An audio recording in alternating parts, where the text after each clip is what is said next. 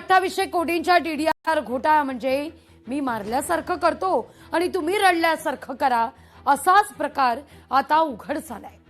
यावर मुख्यमंत्री उपमुख्यमंत्री यांच्यासह सरकारचे अन्य प्रतिनिधींनी मौन का बाळगलंय हा मुद्दा आहे।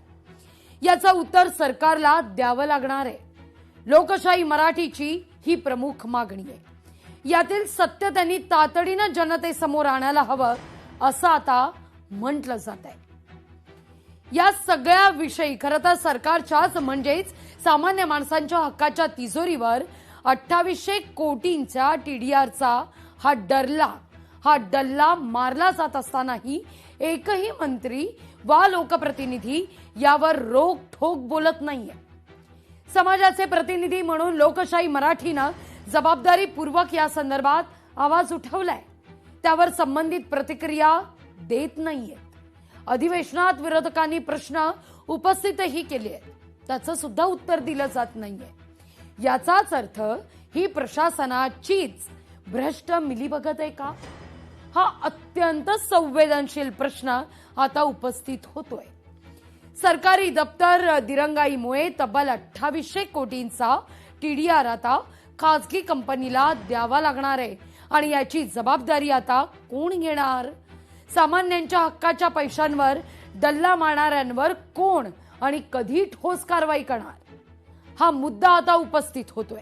या सगळ्या विषयी बोलण्याकरता थेट जाऊया आपले प्रतिनिधी मनीष गांगुडे यांच्याकडे ठाण्याला। मनीष, या ठिकाणी आता मात्र तो बोर्ड बदलला असल्याचं कळतंय, काय नेमकं घडतंय घटनास्थळी? लाडवे आपण जर बघितलं तर हेच ते ठाण्याचं जे मुख्य प्रवेशद्वार आहे, या प्रवेशद्वारावरती जो गेट आहे तो गेट आता बदलण्यात आलेला आहे। आपण जर बघितलं तर या आधी या मुख्य हा जो गेट आहे त्या गेटचा जो प्रवेशद्वार आहे तो हा प्रवेशद्वार आहे आणि इथे पहिली जी पाटी होती ती महाराष्ट्र शासन वन विभाग मौजे नौपाडा निसर्ग पर्यटन केंद्राचं उद्घाटन माजी मंत्री बबनरावजी पाचपुते मंत्री असताना यांच्या शुभ हस्ते झाली होती। ही पाटी आधी याची पूर्ती देते की हे पाटी हे केंद्र जे आहे ते वन विभागात होतं, पण मात्र आता ठाणे महानगरपालिकेचा हा जो बोर्ड आहे तो आपल्याला या ठिकाणी बघायला मिळतोय।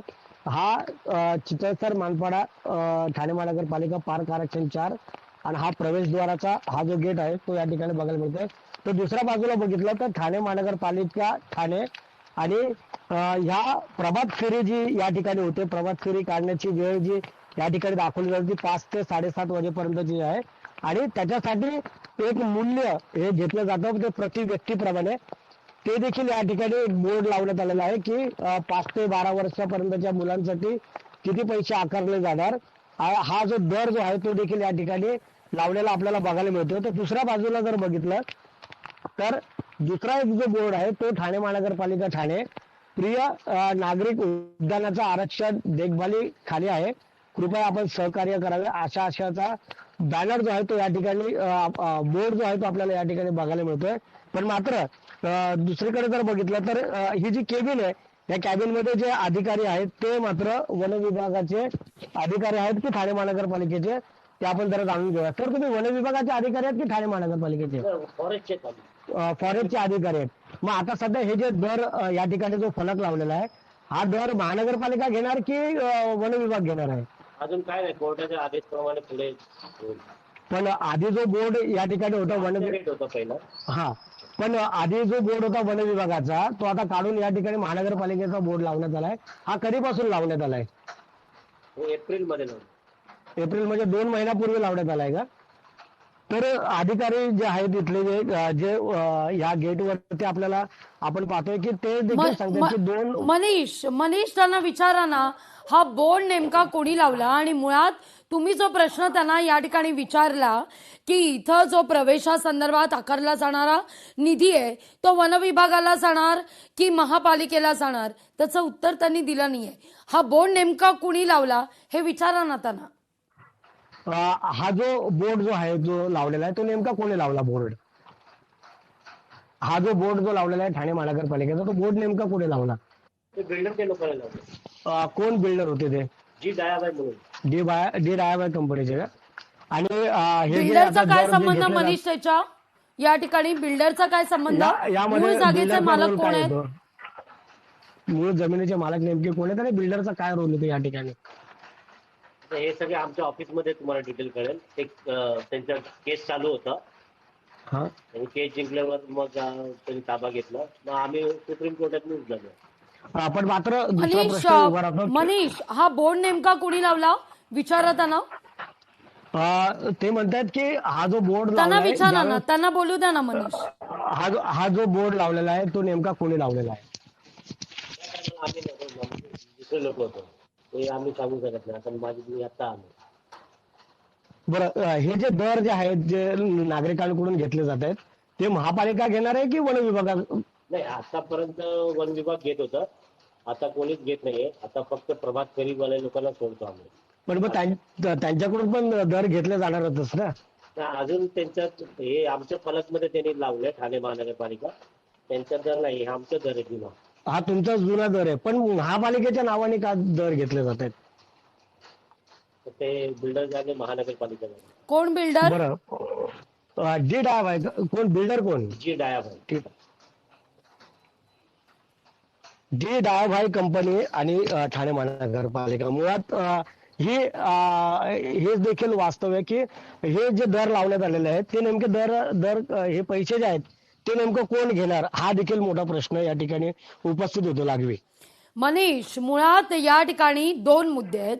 हे प्रकरण न्यायप्रविष्ट असताना या ठिकाणी 2 महिन्यात बोर्ड बदलला जातोच कसा? दुसरा मुद्दा, मूळ या ठिकाणी वन विभागाचं हे सगळं प्रकरण असताना बिल्डरचा इतका दबाव आहे का की महापालिकेला त्या ठिकाणी बिल्डर ऑर्डर देतात आणि बोर्ड लावला जातो?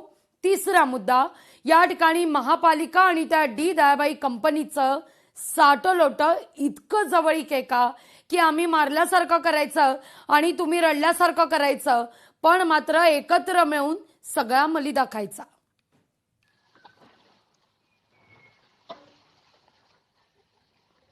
मनीष माझा आवाज व्यवस्थित पोहोचतोय? हो, एकंदरीत हे सर्व प्रकरण जर आपण बघितलं तर मुळात ज्या वेळेस डी डायभाई कंपनी जी आहे ती उच्च न्यायालयात गेली होती त्यावेळेस या जागेचा ताबा कंपनीच्या बाजूने गेला होता आणि त्यामुळेच महानगरपालिकेने या संदर्भात याचिका दाखल केली होती.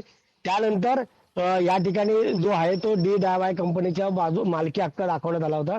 पण महापालिकेने असं म्हटलं होतं की जर हे आरक्षण महापालिकेने टाकलेलं आहे तर याची ही जागा जी आहे ती आम्हाला देण्यात यावी. त्याच्या ज्या काही अटी शर्ती होत्या त्याचं पालन करायला हवं होतं आणि त्या बदल्यात जो टीडीआर जो आहे तो महापालिकेला डी डायभाई कंपनीला द्यायचा होता. त्यामुळे 2800 कोटींचा जो टीडीआर आहे तो मिळत नसल्यामुळे ही केस सर्वोच्च न्यायालयामध्ये गेलेली आहे. सर्वोच्च न्यायालयात केस गेल्याच्या नंतर आता सध्या या बाबी आपल्याला स्पष्टपणे दिसतात की महापालिकेचं आरक्षण या ठिकाणी कसं काय पडलं. महापालिकेने या ठिकाणी कंपनीला टीडीआर दिला आहे का? जर दिला असेल तर महापालिकेचं नाव या गेटवरती कसं आलं? या गेटवरती आधी जर वन विभागाचं नाव होतं संजय गांधी नॅशनल पार्क केंद्र म्हणून, ते नाव आता नाहीये, पण मात्र महानगरपालिकेचं नाव आलंय. तर महापालिकेने हे नाव देताना टीडीआर आपला कंपनीला नक्कीच या सगळ्यांची उत्तरं सरकारला द्यावी लागणार आहे. कारण की आता वन विभागाला देखील आदेश देण्यात आलेला आहे की सुप्रीम कोर्टामध्ये ही स्पेशल लीव्ह पिटिशन जी आहे ती टाकायची आहे. पण त्याआधीच हे बोर्ड वगैरे जे लागलेले आहेत आरक्षणाचा जागेचा आरक्षणाचा जो भाग आहे तो टाकण्यात आलेला आहे. पण आरक्षण महापालिकेच्या नावाने आरक्षण जे दाखवलं गेलंय याचा अर्थ त्या जागेचा टीडीआर कंपनीला दिलाय का हे महापालिकेने आता स्पष्ट करायला पाहिजे. कारण की वन विभागाकडे जर परत ही जागा जाणार असेल तर या सगळ्या बाबींची माहिती ही महानगरपालिकेला वन विभागाला आणि सर्वोच्च न्यायालयात ही सादर करावी लागणार आहे. कारण जर मनीष पण मुळात बिल्डर ठाणे महानगरपालिकेचा बोर्ड कसा काय लावू शकतो? नियमांचं उल्लंघन आहे. सगळेच नियम आपल्या सोयीनुसार या ठिकाणी राबवले जातात आणि नियम तत्व सगळी काही गुंडाळून खुंटीला बांधली जातात. नक्कीच, कारण जर बघितलं तर खरं तर साधा सुद्धा अमाऊंट नाहीये. तर 2800 कोटींचा टीडीआर जो आहे तो महापालिकेला द्यायचा आणि त्याच्यामुळेच हे काही साठवणूक आहे का कंपनी आणि थेट महानगरपालिका आणि काही अधिकारी यात सामील आहे का, हे सगळं प्रकरण खूप गुंतागुंतीचं आहे. त्यामुळे येत्या काळामध्ये कशा पद्धतीने ठाणेकरांना, खास करून जर आपण बघितलं तर गेल्या रविवारी ठाणेकरांनी मानवी साखळीच्या माध्यमातून हे वन वाचावं यासाठी आंदोलन केलं होतं. हे वन खरं वाचणार आहे का, खऱ्या प्रकारे न्याय हा ठाणेकरांना मिळणार आहे का, ही जागा हडपून एका कंपनीला टीडीआरच्या माध्यमातून महानगरपालिकेला मोठा अगदी. टीडीआर जो आहे तो दिला जाणार आहे का, अगदी. हे येत्या काळामध्ये स्पष्ट होईल. अगदी मनीष. लोकशाही मराठी ऐका, पहा, जागरूक रहा.